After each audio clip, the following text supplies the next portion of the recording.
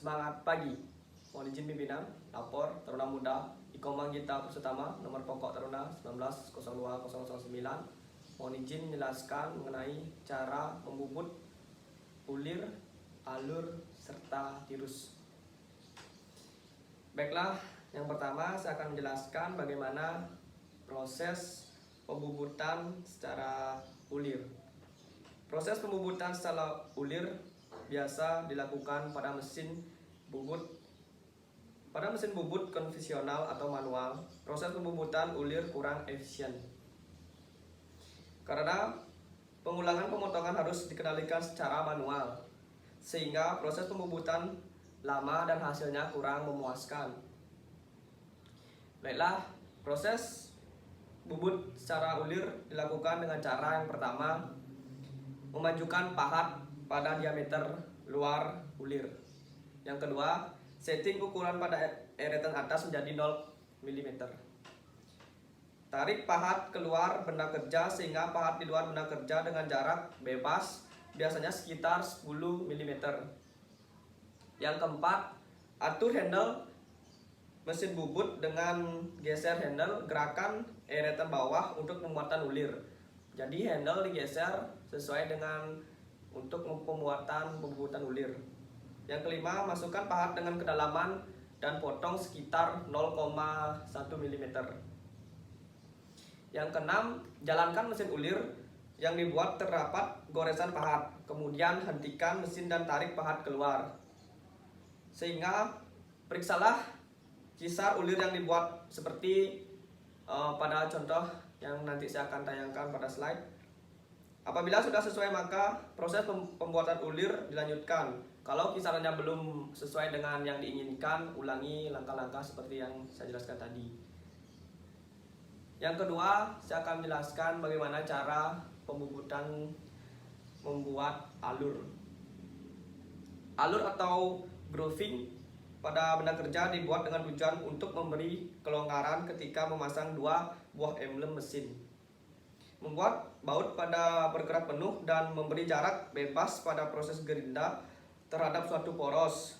Dimensi alur ditentukan berdasarkan dimensi benda kerja dan fungsi dari alur tersebut.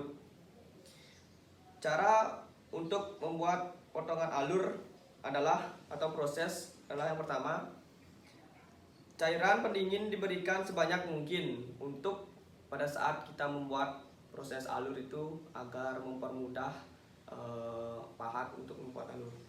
Yang kedua, ujung pahat diatur pada sumbu benda kerja. Jadi pahat diatur sesuai dengan keinginan. Terus yang ketiga, posisi pahat atau pemegang pahat membentuk sudut sekitar 90 derajat.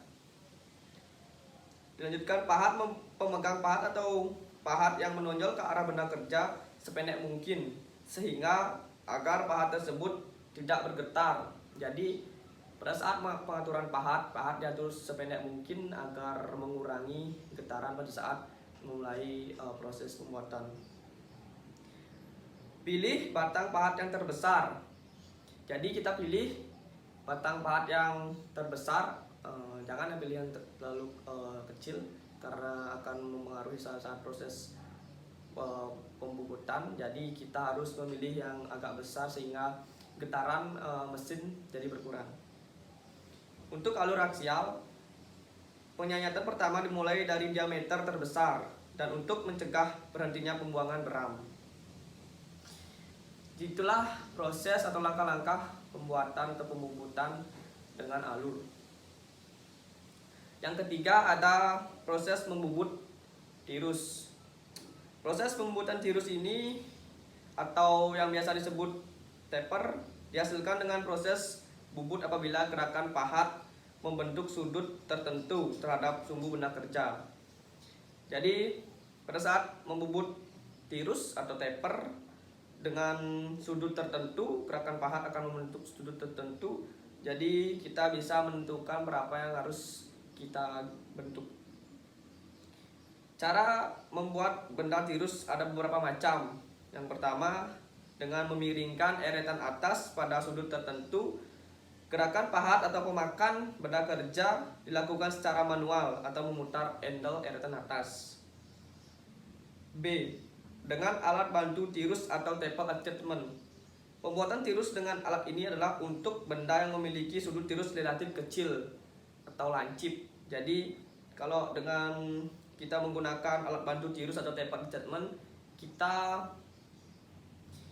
akan memiliki sudut yang tirus relatif kecil itu karena pembuatan menggunakan alat bantu sehingga sudutnya dilancip. Terus yang ketiga, dengan menggeser kepala lepas atau tail stalk. Dengan cara ini, proses pembubutan tirus dilakukan sama dengan proses membubut lurus dengan bantuan dua senter. Dua senter itu yang dimaksud adalah dua bagian tengah. Senter itu kan bagian tengah. Benda kerja tirus terbentuk karena sumbu kepala lepas tidak sejajar dengan kepala tetap. Jadi sumbu kepala lepas dan kepala tetap itu tidak sejajar, maka terbentuklah pembubutan secara tirus. Baiklah, itulah sekian penjelasan saya mengenai pembubutan membuat ulir, alur serta tirus. Semoga video ini bermanfaat bagi teman-teman sekalian, dan mohon maaf jika ada kesalahan kata atau ucapan pada saat saya membuat video ini. Akhir kata saya tutup dengan Om Santi Santi Santi Om.